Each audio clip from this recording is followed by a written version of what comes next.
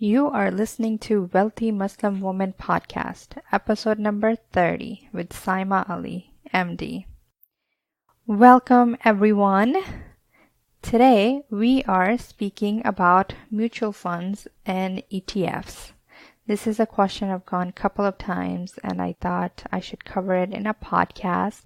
What is the major difference between them? What are the similarities between them?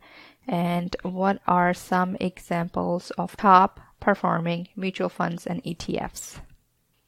So there are a couple of ways of investing in the stock market. The first option is that you buy an individual company or stock of an individual company. So let's say you want to buy Amazon. Now, to buy just one company, you are taking a greater risk because that one company could go down. What are the options to try to minimize that risk? Those options are mutual funds and ETFs. Both of these consist of a basket of stocks or bonds. So if you are buying a mutual fund or ETF, which stands for Exchange Trade Fund, you are not buying just one company, you are buying 100 or even thousands of different companies. This decreases the risk because if one company is going down, there could be other companies that are doing well. So your portfolio kind of stays in balance. So each mutual fund or each ETF has diversification built into it. This is one of the major similarities between mutual funds and ETFs, that you are not buying one individual company. You are buying either tens, hundreds, or 1,000 different individual stocks or bonds. And this helps us diversify our investment. Another similarity is that both ETFs and mutual funds give us access to number of different index funds or number of different markets. So you can invest in the big cap markets in the US. You can pick an index like S&P 500 index, or you can even invest in top performing international funds or stock markets. Both of these funds are also managed, so they are professionally managed by people who have to go in and decide which companies will stay in, which companies will go out, and how that money will be managed. So the way you pay for that is through an expense ratio. Both of these are very good investment options because they help us diversify and they help us decrease our risk. There are a couple of differences between them. The major difference is that to invest in a mutual fund, usually there is a minimum requirement that you have to put in. At Vanguard, most of the mutual funds are around $3,000. So you need to have $3,000 at least to start buying a mutual fund. Whereas with ETF, you can buy for the price of one share. So if one share of a particular ETF is $50, that's all you need to buy an ETF. You can start low. And another difference is that the way you buy ETFs is kind of like buying stocks or individual companies. So your price, you can buy it at market price. So if you put an order in right now and you want to buy at the market price, you will be able to purchase that ETF at that time. But with mutual funds, the price is determined at the end of each day. And everybody who's purchasing for that day or selling for that day gets the same price. And that price is decided at the end of the day. So you cannot just go ahead and buy a mutual fund during the day. You can place the order will go in. And at the end of the day, when they analyze everything and what the price is, then your order will go through. Another difference is being able to buy the mutual funds automatically or withdraw from them automatically. You cannot do that with exchange trade funds or with ETFs. So a lot of similarities between mutual funds and ETFs. Both offer diversification, both offer a basket of companies that you invest into, and both are professionally managed, so you do not have to get too involved. Both of them usually follow an index fund, and the major differences are really just the purchasing power.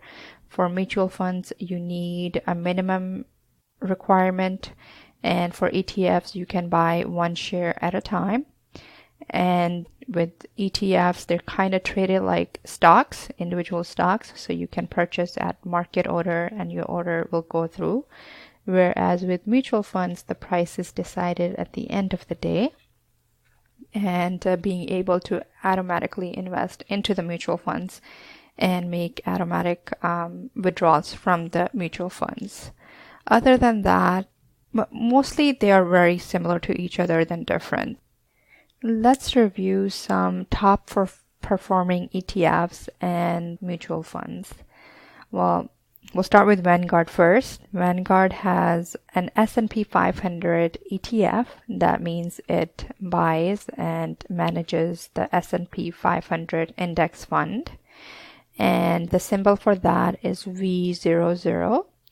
And its expense ratio is 0.04%. So that's an ETF, and then they have a similar mutual fund. The mutual fund symbol is VFINX, and again, this also follows the S&P 500 index fund. And the major difference is that you need a minimum of $3,000 to start purchasing the mutual fund, whereas with the ETF, you can buy at the market price. And currently the price for VOO is $305, around $305 at the time that I am recording. So that's all you need to start buying VOO. And the S&P 500 mutual fund, VFINX, is also trading around $306 per share, but you need to have the minimum $3,000 to start investing. Another really good ETF is with Fidelity. Its symbol is FCROX, and this is a total market index fund. So you are basically following the whole market. If it goes up, this will go up. The whole market's down, it'll go down. But again, it's the average because you are following multiple companies. So some companies may be doing really well and some companies may be doing not so well.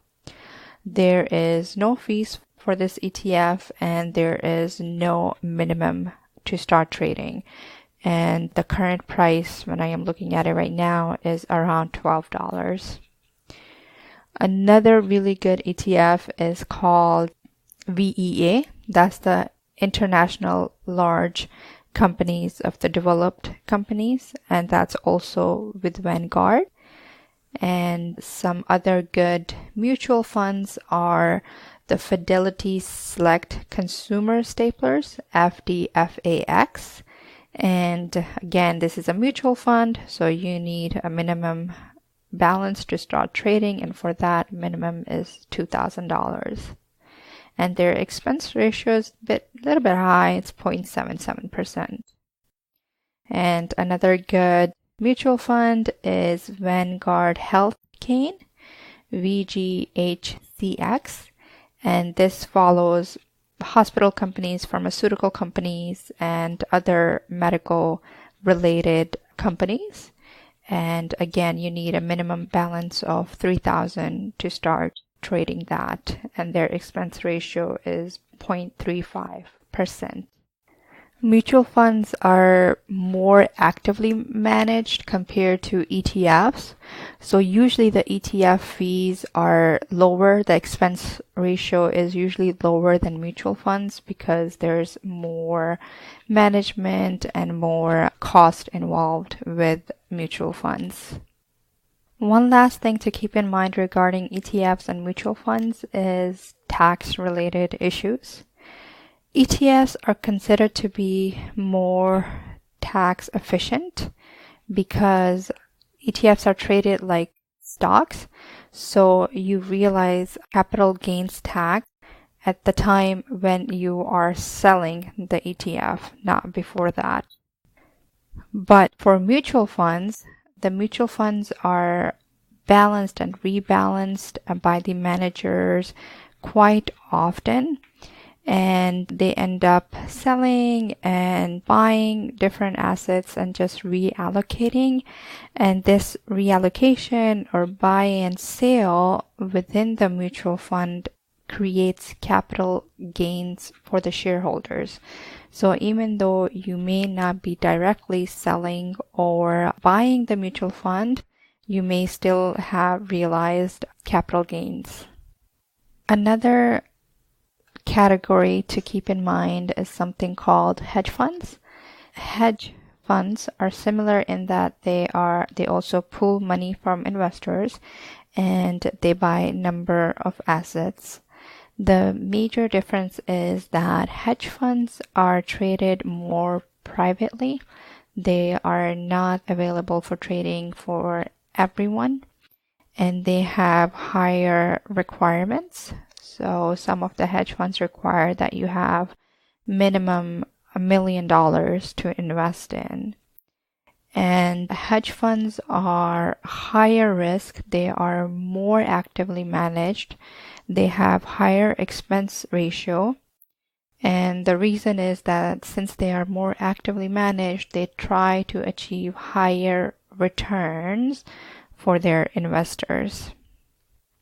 Even the option to buy hedge funds is usually for accredited investors. So those are the people who are considered to have advanced knowledge of the financial market, and thus they are able to take the higher risk than the average person investing. Even though hedge funds may not be an option for most of us, but it's something good to be familiar about or know about.